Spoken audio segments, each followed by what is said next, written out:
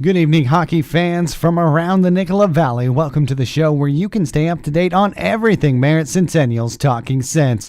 I'm your host and play-by-play broadcaster for the Merritt Centennials, Jared Thomas. Talking Sense brought to you by DCS Auto, the automotive shop that can talk your vehicle's language. Bring your car into Sean and Heidi on Louder Street behind Cal Tire or call 378-2929. Sense began the week that was with a Valentine's Day affair against the Langley Rivermen before going to Chilliwack to take on the Chiefs. Had a game canceled against the Salmon Arm Silverbacks on Saturday night before finishing against the Grizzlies on Sunday afternoon. We'll start with the Wednesday night contest against the Rivermen, and despite being Valentine's Day and the teams only meeting for the second time this season, there was no love lost between these teams. The game was scoreless through the majority of the first until the Sens went to the power play. Tyrell Buckley walking in over for Nick Wicks. Wicks back to Buckley, one timer, top corner! Tyrell Buckley, baby! Tyrell Buckley and the Sens continue to clip along on the power play. They've had a power play goal in the last number of contests and continue that streak with the goal against the Rivermen in the first. It would be the only goal of the first, and we'd head into the second where the leading goal scorer for the Sens has started his comeback. Coca walking in, stopped by Cromar. Coca picks up the loose puck, and for Claycorn to score! Brad Coca holds the Houdini on Chad Cromar, finds Claycorn in front. Henry Claycorn, the first Centennial to the 20-goal plateau on the season, the only Centennial to do so far, but in the following shift, he got some help from a line mate that has had his struggles in and out of the lineup, and he had a brilliant turnover to get the goal. Back for it in his own end. Plays it across for Bernard. Intercepted by Saban in front, and he'll score! Put your saber in that one! Christian Saban picks the pocket, and then a nifty move in front to beat Chad Cromar. It's 3-0. The Sens with 2 goals within 35 seconds of each other. It would be a little longer, about 7 minutes, until the Sens would convert again. And it's one of the hottest lines for the Centennials getting it done. Mike Van Union plays it up for Zach Court, gloves it down, then centers for Brendan Schneider, gains the offensive blue line, driving wide on the right side. Schneider in front for Cornell, score!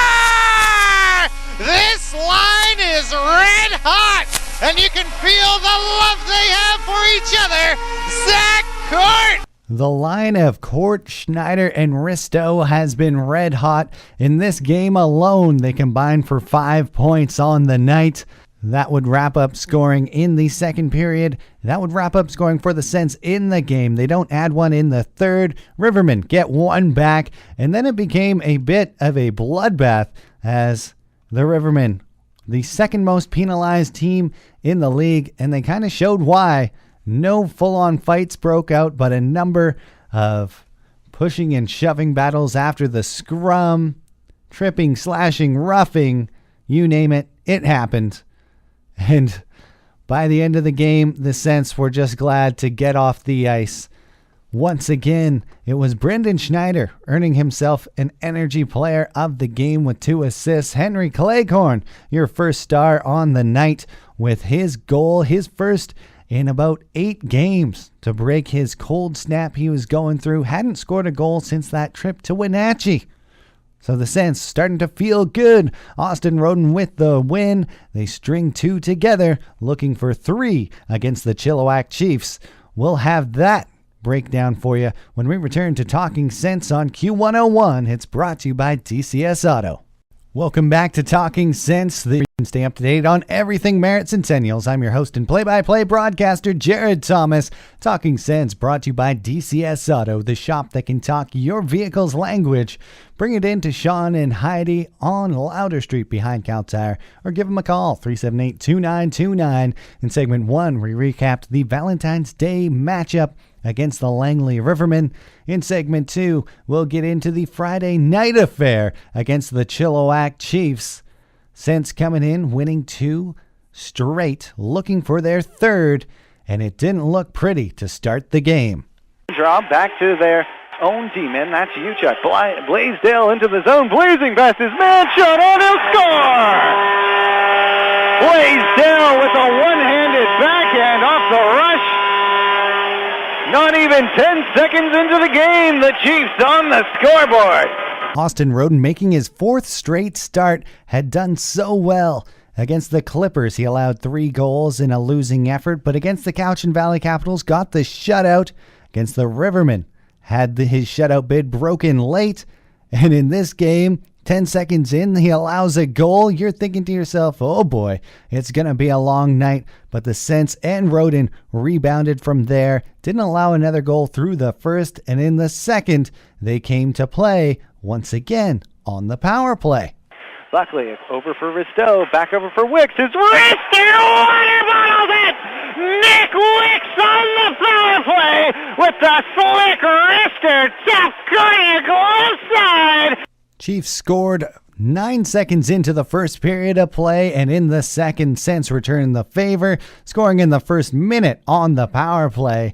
And then about 4 minutes later, Rylan Van Unen got a deflection off a certain defenseman who's starting to step up his play of late. Gerlib skates onto the puck with a bit of speed. His wrister, he'll rifle the mesh as well. Colton Gerlib! Originally thought to be Colton Gerlib, but Rylan Van Unen with the nice hands in front for the deflection. That would be the lone 2 goals of the second. So Sens bouncing back after an early goal in the first. In the second, they come back with 2, take the lead into the third. But early on in the third, the Chiefs answer. Doesn't clear it off the glass, gets stuck in the corner, coming out of the corner into the slot, backhander over Roden. Chiefs tie it up. Chiefs tie it up early in the third, and you're thinking, uh-oh, this could be bad. Sens skate competitively throughout the third period, looking for that go-ahead goal, and they finally find it, courtesy a guy who came back at the trade deadline. He's all alone. Risto with a move. Risto crosses the and score! Jack Risto! He never gives up. He beat one man at the line. Got his own rebound and put it home. And Risto gives the Sens the 1-goal lead with 6:43 to go. Still plenty of time left in the third period with 6:40 to go. And the Sens wouldn't manage to get a bit of insurance until the final minute with the Chiefs and the net empty. Chase Bell wins the draw. Tyrell Buckley clears it onto the net. He'll score! Tyrell Buckley ices the game with one from downtown. Sens would add another empty netter from Zach Zorn, but Tyrell Buckley with a goal and an assist in the game just continues to roll for the Centennials, and it brought the Sens within 1 of the Salmon Arm Silverbacks, and it set up a collision course for Saturday night in the Nicola Valley Memorial Arena, but due to inclement weather, that game was canceled, and the Sens would have to wait until Sunday afternoon to get their chance to leapfrog the Salmon Arm Silverbacks, and that's where we'll go next on Talking Sens with me, Jared Thomas, on Q101. Welcome back to Talking Sens. You can stay up to date on everything Merritt Centennials. I'm Jared Thomas, your host and play-by-play broadcaster for the Merritt Centennials. And Talking Sens brought to you by DCS Auto, the shop that can talk your vehicle's language. Bring it into Sean and Heidi on Louder Street behind Cal Tire, or give them a call, 378-2929. Sens, we're set for a collision course with the Salmon Arm Silverbacks on Saturday night, but the game was canceled due to inclement weather. Salmon Arm Silverbacks weren't ready to risk the trip, and so that collision course was canceled. Will be made up at sometime this week, possibly Thursday. And then it meant that the Sens would be well rested for a matchup in the afternoon on Sunday against the Victoria Grizzlies. The Sens were rested, and in the first, they carried the play 14 shots to, and one of those shots crossed the goal line just barely. Brendan Schneider comes away with it on the left side for Zach Court. 3-on-3 the other way. Schneider from the middle. Forehand. Oh, what a stop. It crosses the line.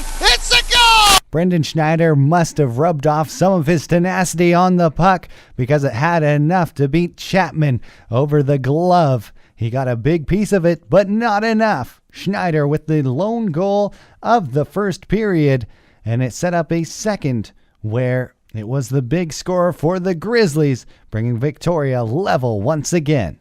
Rome to the outside, cutting in from the slot. His shot goes in. Rister beats Roden to the blocker side. Amy Rome with the goal for the Victoria Grizzlies, their leading goal scorer in the absence of rookie sensation Alex Newhook, who is also out of the lineup for this contest. Since didn't see him when they went to Victoria in early November, and they didn't see him Sunday afternoon as he's coming off an injury. Head coach Craig Didman hopes he can be back for the playoffs.